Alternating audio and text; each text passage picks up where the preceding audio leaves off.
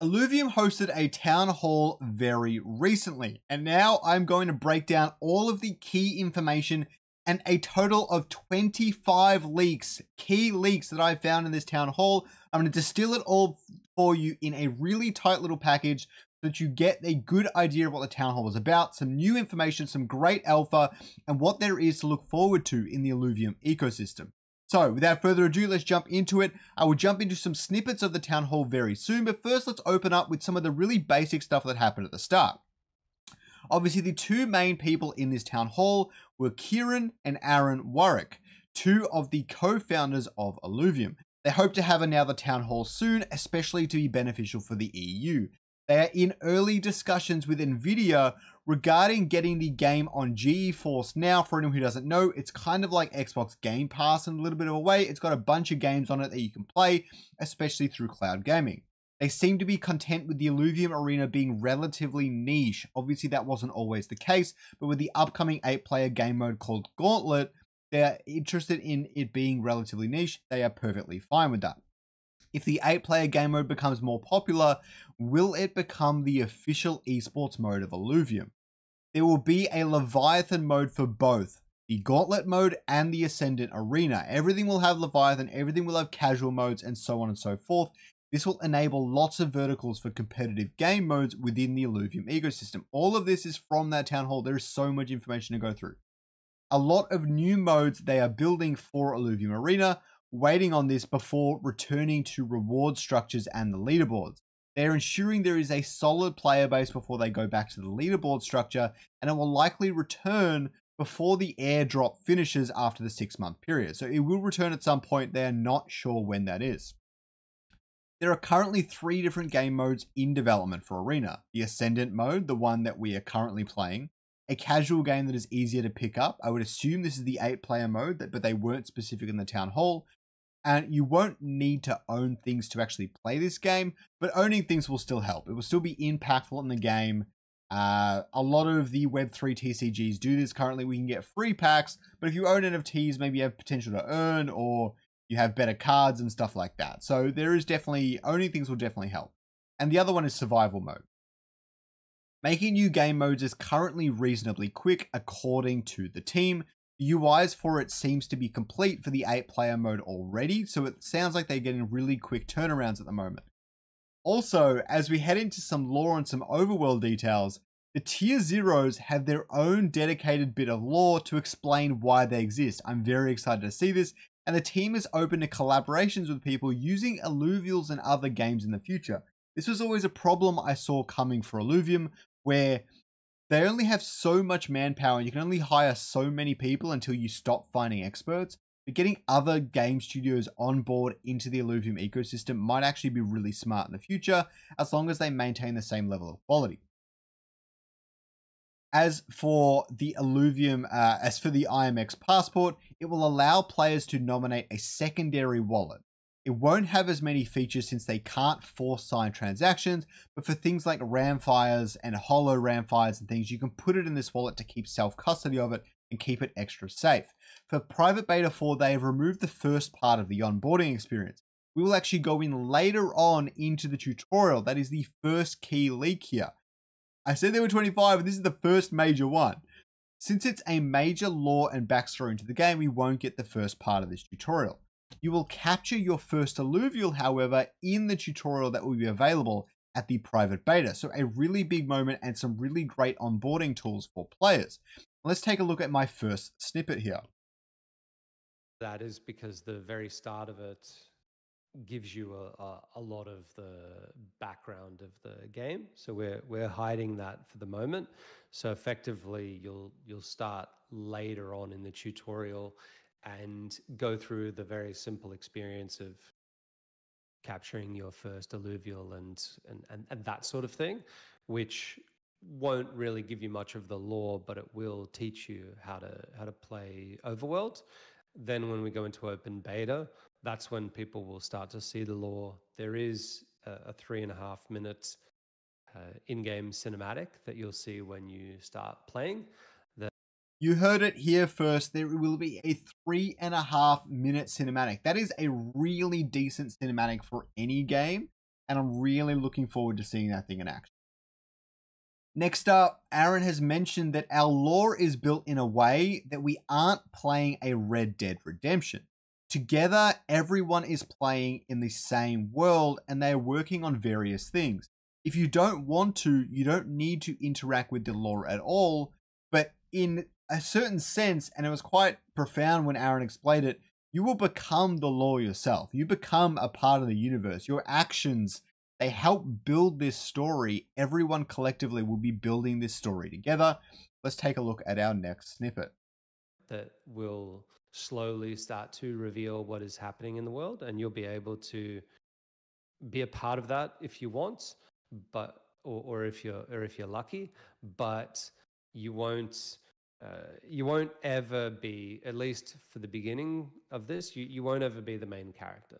There is a main character of our game that is going on their own, I guess, personal journey, and you'll be able to slowly get an understanding of what they're doing while you're doing what you're doing. So you won't ever be the main character, but there will be a main character and they'll be going on their own personal journey. Aaron talks about how you don't need to interact with this journey. You don't even need to pay attention to it, but it will be there for those who actually care about it, which is very, very cool. Another thing Aaron's talked about is that the Illuvials will always stay true to themselves. For example, a Ramfire will be an aggressive character in a kart racer, a dating simulator, or otherwise. It won't ever really be a defensive character because as a creature, as a part of this universe, it's quite an aggressive Illuvial. Most of the fire Illuvials are. Let's have a look at the next one. I mean, there really is a whole movie worth of plot for just that one character that's related to their entire backstory. And you're only going to get little hints of that through the first games that we do. It's there so that we understand our universe, so that we don't just start making crap up as we go along. But if we did do some sort of a TV show or something, then you'd have a whole prequel story there for that person that is, I actually find it to be my favorite story of the three main stories that we want to tell. So there are three main stories they want to tell. We will only see one of them in the upcoming open beta. And even then, it won't be the entire story. There's way more they're going to be building out into the future. They also have plans for mini games like speed runs and that sort of stuff, but definitely not for the moment. This is an after open beta thing. This next leak is one of my personal favorites. Let's check it out. Eye-opening experience when you played the previous versions that we've released. So that's really exciting. But then we've gone a step further by adding things like morphopod combat, so they can attack you now, which is something that you need to avoid. We're also looking at plant combat, which is another thing when you're trying to hunt down an alluvial. You got to make sure that you don't run into either a swarm. So you heard it here. The game is going to get more engaging and more exciting. The team made it very, very clear that they're not going to make it too ridiculously difficult so that some people just can't play because it's too hard for them.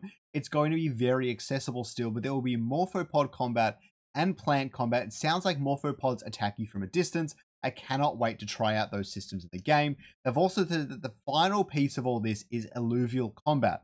They have built a prototype, but it won't be in for open beta, or at least they cannot guarantee that.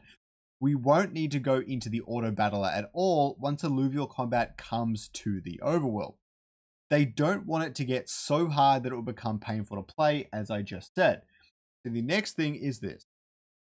Capture an alluvial that it turns people off, especially when you're talking about paying.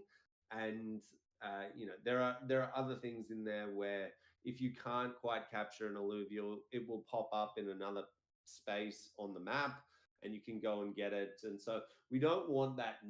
So to help put your mind at ease, as Kieran just said, if you cannot capture an alluvial, it will pop up elsewhere on the map. Now, you might need to spend a little bit of time trying to go find it, but you will not waste your money. If you make a mistake, you'll be able to go find it again. This is especially great for things like hollow and dark hollow alluvials. If you make a mistake, if something goes wrong, you will have more chances to obtain it. So really keep that in mind while you're playing the game. Another thing they mentioned is that morphopods are deeply in the lore and they weren't originally intended to be added to the game, as they are mostly for creating dyes to help with manufacturing skins with blueprints and things like that, but they will also potentially make an appearance in the 8-player game mode for the Illuvium Arena at some point. So it's great to see them getting more involved in the rest of the story. Let's jump into the next snippet.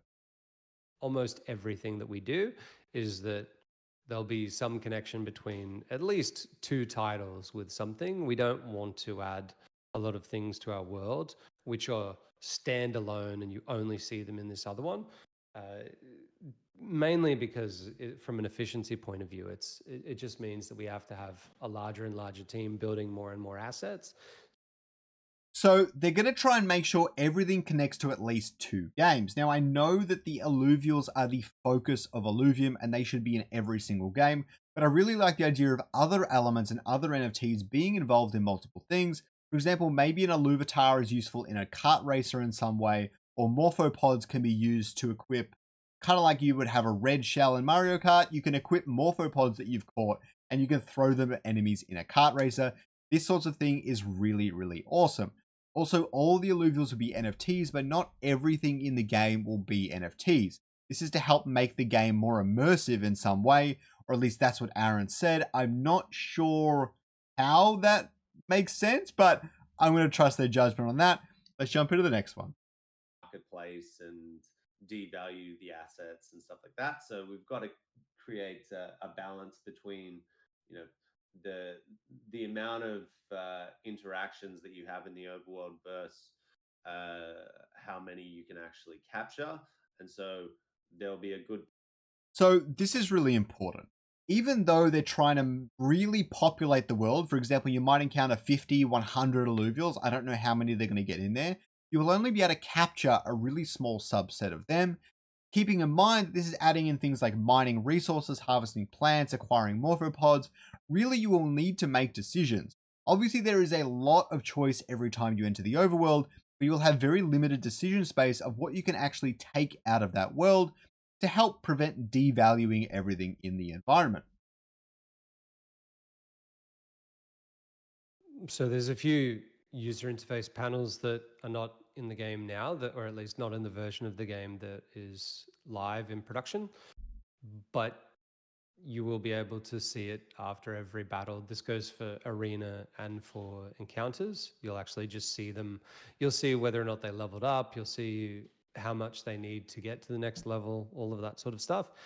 If we go to it's probably better to say when we go to a battling system where you're fighting them out in the overworld and you've got Illuvials by your side fighting and stuff like that, it will be a little bit more difficult to show that. It'll be something that you'll have to go into the menu to see, because you won't really have here's the end. So what he's saying here is that you will be able to see your Illuvials level up in the UI, kind of like in Pokemon. It's actually one of my favorite UIs in Pokemon. But more importantly, he also mentioned that Illuvials will actually be fighting alongside you when they add alluvial combat into the overworld, which is super, super exciting. He also mentions later on that you will level up in all the games, not just the overworld. Now, I don't know how far this extends to arena at this point, but let's say there is a kart racer and you do really well with your Ramfire might level up, which is super cool to hear about. Arena and other games, right? Anything that's a competitive game that has a very defined start and finish, it'll be really easy. If you go and take Atlas and do a PB in the Brightland Steps course of our kart racing game, at the end of the race, it'll just show you, you've leveled up, or you're only 2% off of getting to the next level, etc., etc. Right there, you can see how they're really integrating all of the systems together, making it truly interoperable blockchain game.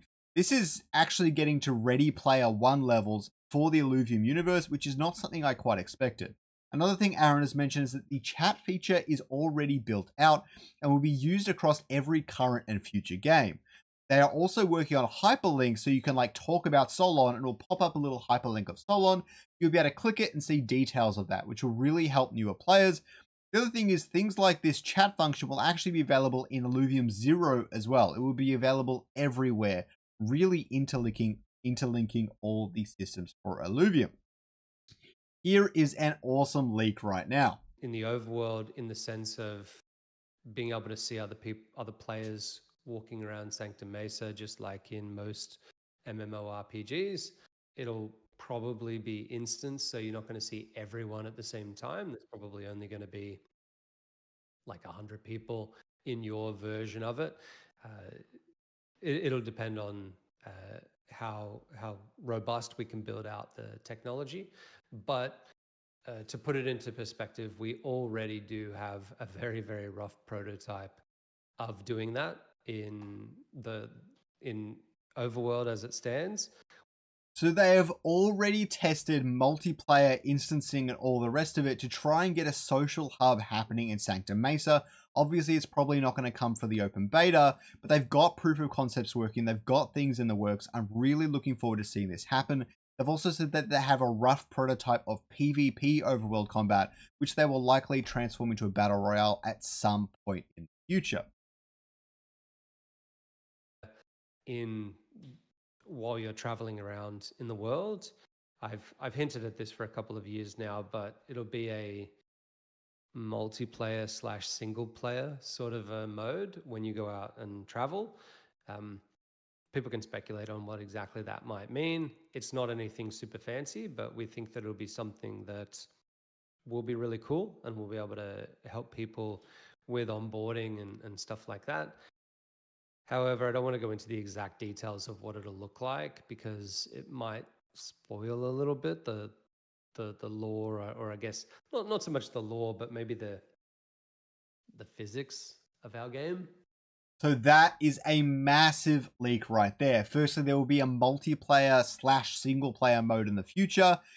If I were to speculate, I would say Dark Souls, where you can leave messages, you can kind of see ghosts of other players in the world. And this helps fit into the physics side of things we were talking about, where there are like singularities in other dimensions. And so you can see the other players in the world because they're all in different dimensions of play. And I think that would tie in the physics and the Dark Souls style thing that I think Aaron is hinting at here. And that is what I think it is.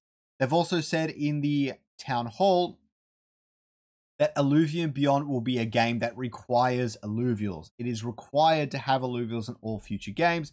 And since T0 alluvials are free, every future game will have a free-to-play mode because you can just capture the T0 alluvials for free, and they're essentially your entry ticket to be able to play those games. Kieran also drew comparisons between Illuvium and other games with their payment models. Genshin Impact is a highly successful pay-to-progress game, and League of Legends has a similar model, but to a lesser extent. The Illuvium Zero team is also working in Unity, which needs to be considered that they are somewhat isolated from the other teams. Everyone else is working in Unreal Engine with the Epic Game Store. Illuvium Zero is working in Unity, so they don't tend to get delayed by the other things and vice versa. There are no new features in the other games that are slowing progress of Illuvium Zero. I think that's very important. So let's jump into the next one.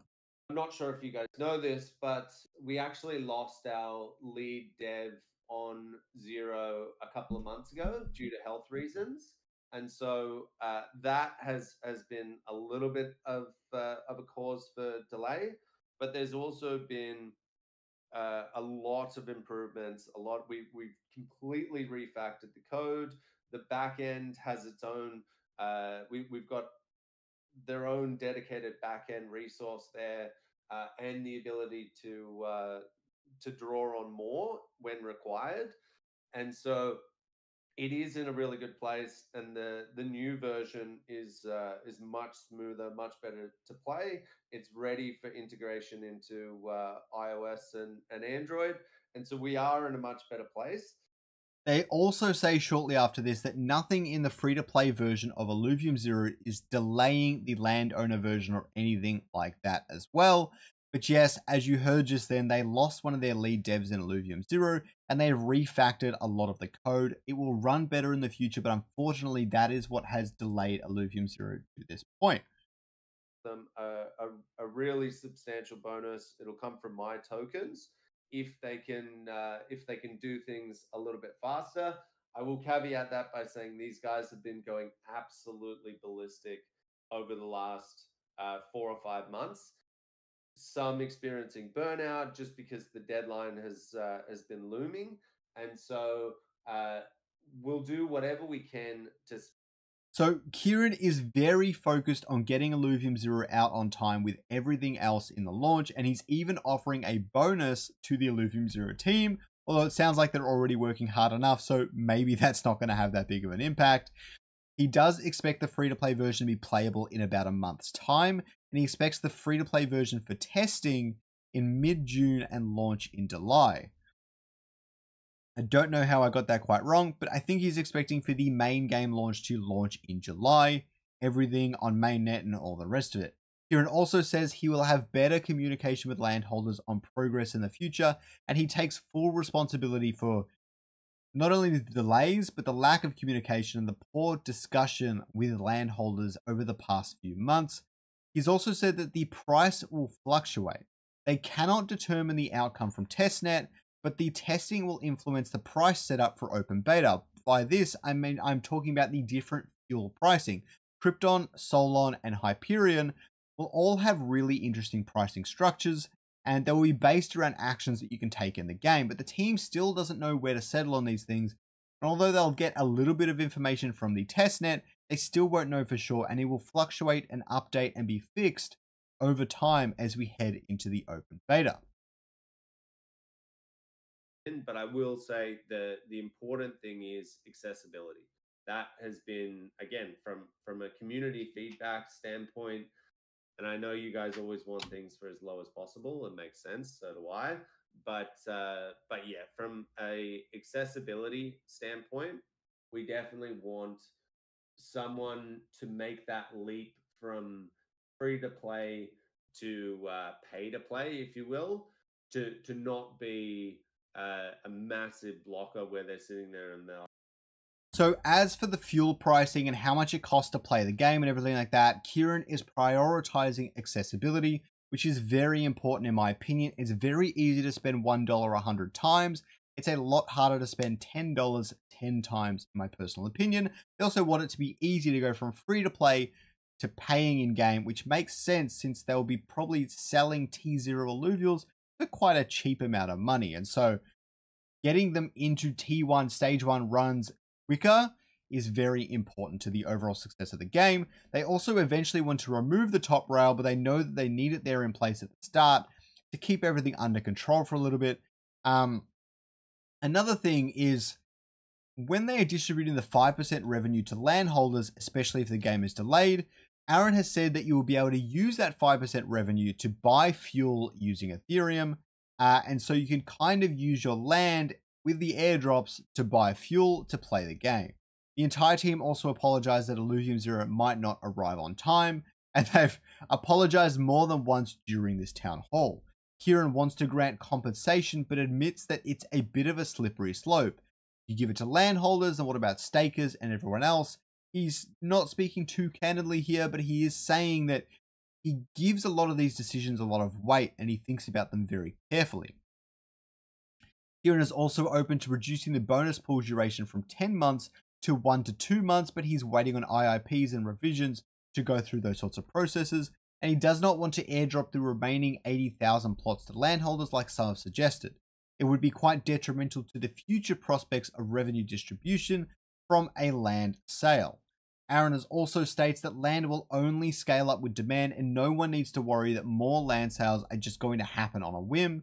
And Kieran reinstates that Illuvium Zero free-to-play is important since so many Web3 players are currently on mobile only, and making sure we have a mobile game in the market will help Illuvium overall and its success. Also, the free-to-play mobile players will also earn as a part of this airdrop campaign. So I mentioned that briefly, but there is a small percentage that will go to free-to-play Illuvium Zero, and the idea is that that will be available about midway through the testnet phase, that where we can actually start acquiring. So a small percentage will go to free-to-play Illuvium Zero players. Since they are not the biggest spenders in the Illuvium ecosystem, I think this is a smart decision. Let's move on to the next one. Process of doing the tests for the mobile assets. Oh, nice. We originally had an outsourced studio looking at doing it, and we found that they were about 5 times slower than what we could do it internally. So Illuvium Labs is currently in the process of doing tests for porting the overworld assets to mobile. They could start building an Illuvium overworld on mobile devices. They also found that outsourcing wasn't quite working out, which is quite interesting to me. Well, I'd say that that's quite a long way off. Although there is one mobile thing that we're hopefully able to do. I'm not sure if I'm able to talk about it, so I won't. But with the arena, the mechanics and the user. So Aaron has hinted at a one mobile game that they have not mentioned yet, and Aaron cannot reveal. If I had to guess anything, I think there's been quite a bit of discussion around the Illuvium Overworld mobile gacha roles that would allow whales to whale in without actually exploring the overworld.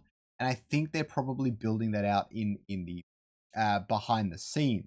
They're also waiting to balance the game as they're adding more features and the remaining alluvials. That is why Ascendant is not getting a whole lot of balance patches at this point in time. They've also said that the upcoming airdrops will benefit landowners, and time held and the amount spent in-game will both be relevant. Next up, we have this one. Free-to-play versions of Illuvium Beyond, at least when it comes to the card game version of it. The collection game, I don't think so. I think that would be a bit strange. So there are plans for a free-to-play version of Illuvium Beyond, but when they release the card game, the collection and albums game will always remain a pay-to-enter game, or at least that's Aaron's intent, and IIP could always change this. They've also said that they don't plan on taking away Illuvium Beyond leaderboard rewards, since it's a big component of the overall Illuvium Beyond ecosystem. Anyone can write an IIP to do this if they think it would make sense. So there's a couple of parts of there. On the timing, yeah, I'd say that mid-2025 is about where we expect Set 1 to start. He's talking Keeping about in Set 2. mind that Set 2 is effectively something that carries across all of our games, right? It's not something that is just related to Beyond. It would. So when Set 2 begins, this is going to be for every single game, okay? That is just how it works. Everything happens at the same time. And apparently mid-2025 is kind of when he expects that to happen. Now, we don't know how many new alluvials are going to be added, how many alluvial variants, and Aaron will consider breaking some of the Illuvium Beyond consistency heading into Set 2, since they can do a mini refresh and make sure the product is really, really solid. Set 2 will also, yeah, as I just said. So, the next thing is that all Set 1 alluvials will have a special tag in their NFT metadata to prove it's an OG alluvial. Apparently, they already have this built into their metadata. So I think that's quite interesting to hear. Let's jump on to the next one. There's no date for the card game. It's not even a finalized IIP, but there's obviously Johnny's pitch, which I think is really cool. But yeah, nothing set in stone. So almost no chance that it would be before the end of the first set. I think So there's no rush on this upcoming card game for Illuvium Beyond, and he doesn't expect it to come before the end of Set 1. Although with Set 2, these sorts of things might be possible. Kieran is also discussing the potential of using Illuvatars in a future game that benefits you in some way, instead of making a card game at all. Maybe the 8-player game mode could benefit from this, where you have an Illuvatar and it powers up a specific alluvial that's in the rotation for that set. Could be really interesting. There are also new UI and album features coming to Illuvium Beyond, and I think Dimitri has leaked some of these in the Discord, so I recommend you go and check these out. So there are a ton of elements in the battle royale that we can repurpose from like weapon systems, from armor, from environments, the alluvials. Like it's actually pretty great. Like when I played the FPS that Andre made, I think Aaron was sort of beating around that topic, but Andre literally in a weekend went and made a multiplayer version, which was basically an FPS where we were. So, as you can hear here, there are so many elements in the current Illuvium Overworld and Illuvium Arena games that can be repurposed into a battle royale, especially if there's alluvial combat in the overworld. Weapon systems, armors, alluvials, and environments, and all the rest of it. They've also made a proof of concept for multiplayer, so it's all really coming together. Now, this isn't going to happen in the next week or two or anything like that, but it is coming in the future, and it will be really interesting for the future of Illuvium.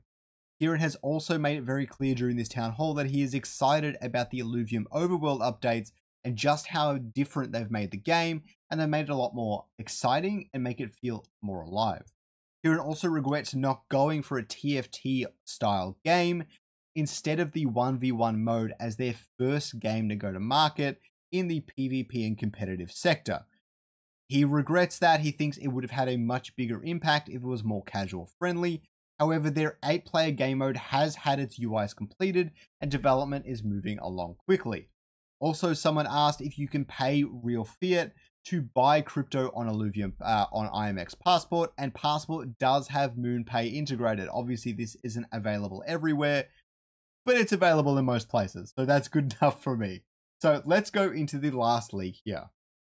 We'll get a better chance at getting into PB4. Well, the bad news is you can't do anything now, but I've been hinting at this for a long time now.